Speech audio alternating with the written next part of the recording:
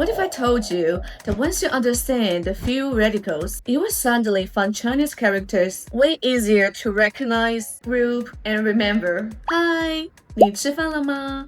Welcome back to our Chinese lesson. In the last two lessons, we talked about how Chinese pronunciation works and how Chinese characters are actually built. Today, we are taking it one step further, and I will share a really useful trick: how to guess a character's pronunciation and meaning, even if it's your first time seeing it. Once you learn this, you will find yourself picking up new characters a whole lot faster and with way more confidence. As you watch this video, I really encourage you to grab a notebook and a pen. Try writing down the pinyin and the characters along with me. It will make a huge difference in how well you remember both the shapes and the sounds. Alright, 我们开始吧. This method is kind of like how prefixes and suffixes work in English. When you see a certain prefixes or suffixes, you can often guess the general meaning or emotional tone of a word. Chinese has a similar system, something we touched on in the last lesson. It's called phonetic compound characters. These characters are built using two parts. One part shows the meaning, and the other part gives a clue to the pronunciation. Over 80% of modern Chinese characters are built in this way. Even though there are thousands of Chinese characters, the number of components is limited. So once you learn to recognize these key components, you will start seeing patterns everywhere. That is the key to learning smarter and faster. Now let's dive into the components that hold the clues. Okay, first, how to recognize the phonetic and semantic components. Let's start with the phonetic component, the part that gives us a clue about how to pronounce the character. In many cases, the phonetic components comes from a standalone character. That's because these characters are visually simple and easy to remember. They already have a fixed pronunciation, and Chinese character creation values combining meaning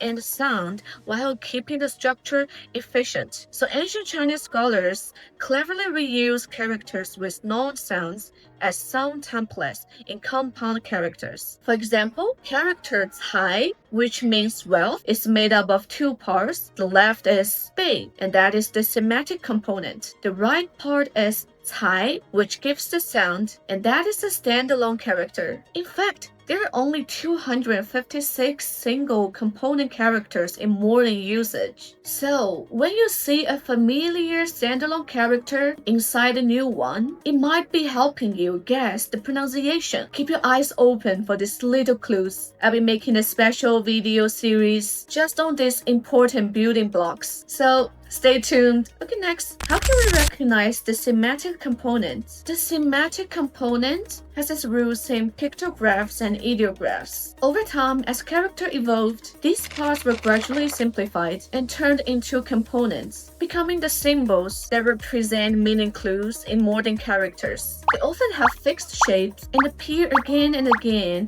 across many characters. Now you might have heard the word radical. That usually refers to the part of a character used for dictionary lookup. In many cases, the radical is the same as the semantic component, but not always. So just to clarify, in my video, when I say radical, I'm specifically referring to the semantic components, the part that shows meaning, not the dictionary radical. In total, there are 201 radicals in Chinese. But during the compulsory school years in China, students mostly encounter characters made from just 72 of them. And the top 10 most common radicals appear in 34% of all the characters taught. That's why in today's lesson, we will start by focusing on these 10 essential radicals, and they form 1086 common characters all by themselves. The rest of the radicals, don't worry, we will meet them gradually in future lessons. Now let's explore the 10 most useful radicals one by one. Kicking things off with the number 10, speech radical. This radical relates to speaking, language, or expression. You can usually find it on the left side of characters. For example, these three words, 说, 请, 语, they're all related to language, speaking, and expression. 9.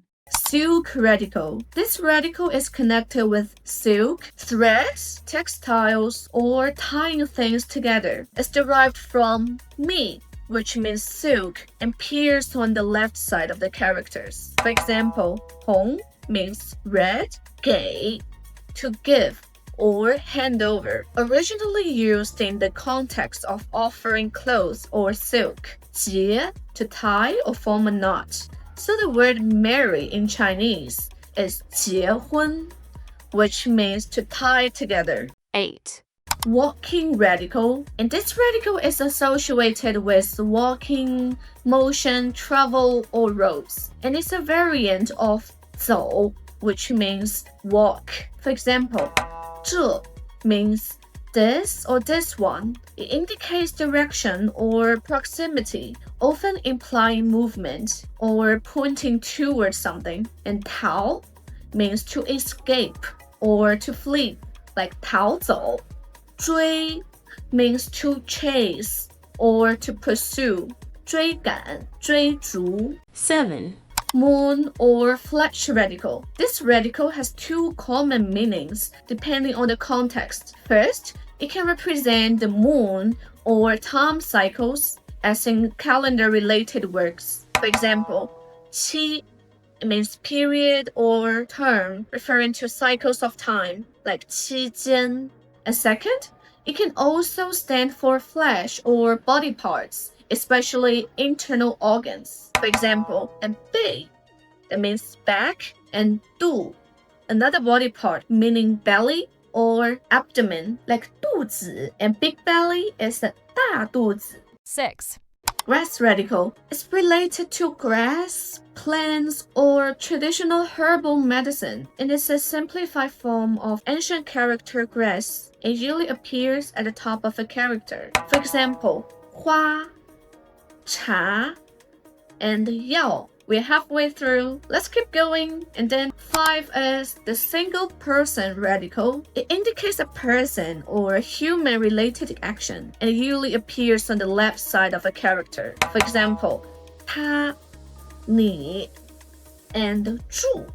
4. Wood radical, related to trees, wood, or wooden objects. For example, like 树, which means tree, or 板, that is the plank or board, and the 桌, which means table. Okay, next up, 3. Water radical. This radical that is related to water or watery actions. This is a transformed version of water, used when it appears as a component. For example, like 和 and 洗, 油. Okay, 2. Mouth radical. This is related to the mouth, speech, sounds, or entrances. So for example, like 吃, which means to eat. 告, to tell or inform. 唱, to sing, like 唱歌, which means sing a song. And finally, number 1, the most common radical is hand radical. Indicates actions or behaviors, often related to the hand. It's a simplified form of the character 手. For example, 打, 抱, 推. To help you remember how characters are structured, I've come up with a single tip. Meaning on the left and sound on the right. Meaning on the top and sound below. In most phono-semantic characters, the semantic component is on the left or top, and the phonetic component is on the right or bottom. But keep in mind, this rule works for most, not all characters. Can you guess the meaning and the pronunciation of this character? If you enjoyed my videos, please take a second, like and subscribe. Honestly, checking my likes, views, and new subscribers is the first thing I do in every morning. And I know it's not a healthy dopamine habit. But seriously, your support means the world to me. It's what keeps me going. Thanks for learning with me. I will see you in the next lesson. Take care.